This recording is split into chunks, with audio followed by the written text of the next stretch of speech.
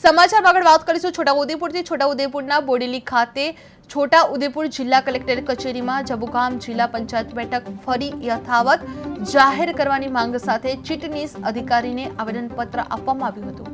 બોડેલીની નગરપાલિકાનો દરજ્જો મળતા જિલ્લા પંચાયતની જબુગામ બેઠક મર્જ થવાની સ્થિતિ ઊભી થતા વિસ્તારના સરપંચો, આગેવાનો, વિવિધ સંગઠનો અને યુવાનો દ્વારા વ્યક્ત કરવામાં આવી હતી। જે જબુગામ ખેતી, શિક્ષણ, આરોગ્ય અને વહીવટી દ્રષ્ટિએ મહત્વપૂર્ણ કેન્દ્ર હોવાની બેઠક ફરી ફાળવવાની માંગ ઉઠવા પામી હતી। જે જબુગામ જિલ્લા પંચાયત બેઠકને લઈને પુનઃ માર્ગ કરવામાં આવી છે। જે કલેક્ટર કચેરીએ ચીટનીસને આવેદનપત્ર પાઠવવામાં આવી રહ્યું છે। જે બોડેલી નગરપાલિકા બનતા બેઠક મર્જ કરવામાં આવી રહી હતી। જે જબુગામ ખેતી શિક્ષકનું મહત્વનું કેન્દ્ર બન્યું છે। જે સરપંચો, આગેવાનો, યુવાનો એકત્રિત થયા હતા અને આ બેઠક ફરી ફાળવવાની માંગ ઉઠવા પામી રહી હતી।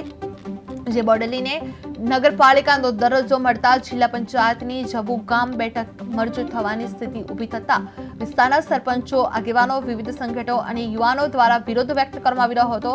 જે જબુગામ ખેતી, શિક્ષણ, આરોગ્ય અને વહીવટી દ્રષ્ટિએ મહત્વપૂર્ણ કેન્દ્ર હોવાની બેઠક ફરી ફાળવવાની માંગ ઉઠવા પામી હતી। જે જબુગામ જિલ્લા પંચાયત બેઠક પુનઃ માર્ગ કરવામાં આવી રહી હતી। જે કલેક્ટર કચેરીએ ચીટનીસને આવેદનપત્ર પાઠવવામાં આવ્યું છે। જે બોડેલી નગરપાલિકા બનતા બેઠક મર્જ કરવામાં આવી હતી। જે જબુગામ ખેતી શિક્ષકનું મહત્વ કેન્દ્ર બન્યું છે અને સરપંચો, આગેવાનો, યુવાનો એકત્રિત થયા હતા।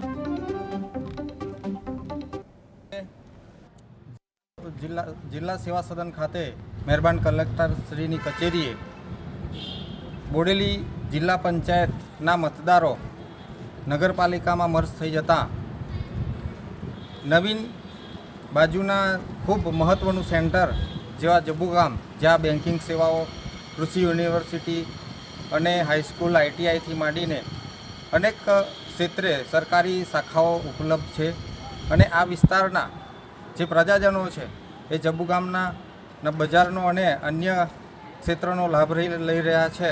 તો આ વિસ્તારને જો જિલ્લા પંચાયત સીટ ના મળે તો આ વિસ્તારની પ્રજાજનોને બહુ મોટી હાલાકી ભોગવવાનો વારો આવે તેવું છે। તો